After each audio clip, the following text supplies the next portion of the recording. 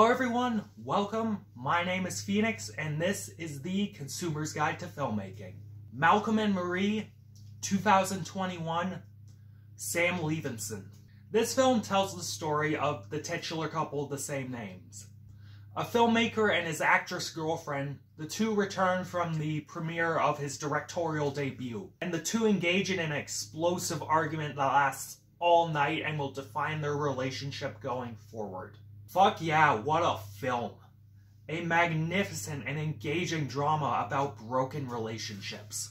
The film is mechanically simple. It's two people talking. It takes place on a single piece of property. But it is the sign of a great filmmaker that he can make something this compelling out of this simplicity. The cinematography in this film is tight, as is the editing.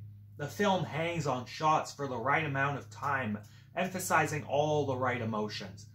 The shot comp is beautiful as it frames the subject perfectly and flows with their movements. Shot in beautiful black and white and on film, it adds a level of style to this that really enhances the atmosphere. One of my favorite shots is at the beginning. This long take where Malcolm is walking around his living room and the camera is going side to side. John David Washington's movements are so in sync with the rhythm of the camera, and it is such immaculate blocking. The soundtrack of the film is pretty much Malcolm's Spotify playlist, and it will stop and start for the whole duration. It's a really nice touch, and the song choices, primarily funk and jazz and soul, reflects the character well. Lots of bangers in this soundtrack. The crux of the film, though, has to be the writing. The script steals the fucking show. The dialogue is poetic, verbose, but so natural. These characters sound like real people with genuine experience.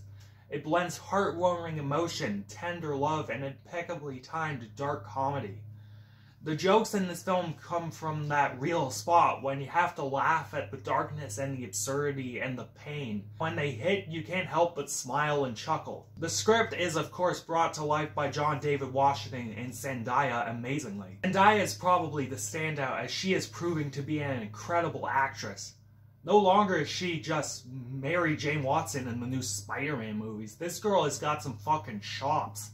You could see all the disdain, boredom, sadness, and love in her face.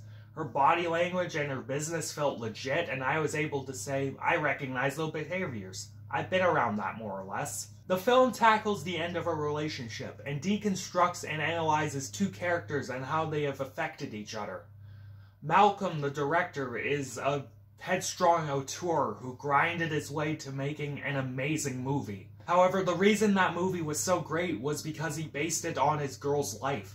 His girl, a recovering addict with suicidal tendencies, feels neglected and unappreciated by him. Throughout the night, the two throw all the nastiest dirt at each other and cut each other deep.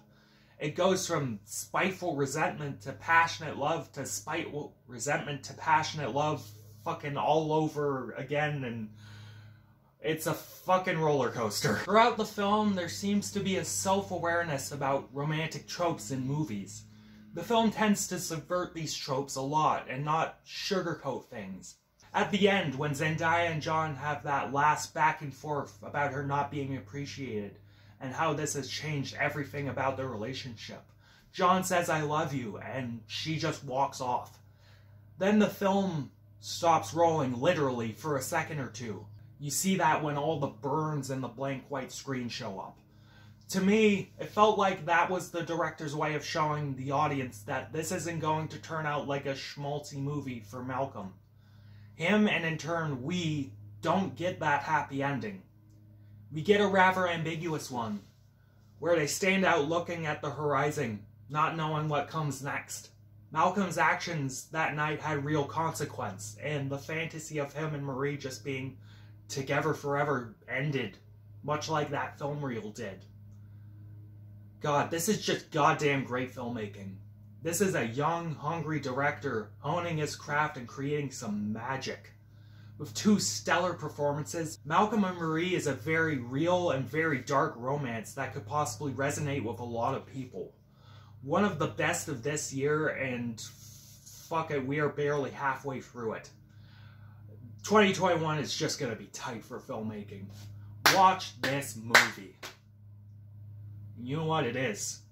10 out of 10. Catch you later, guys.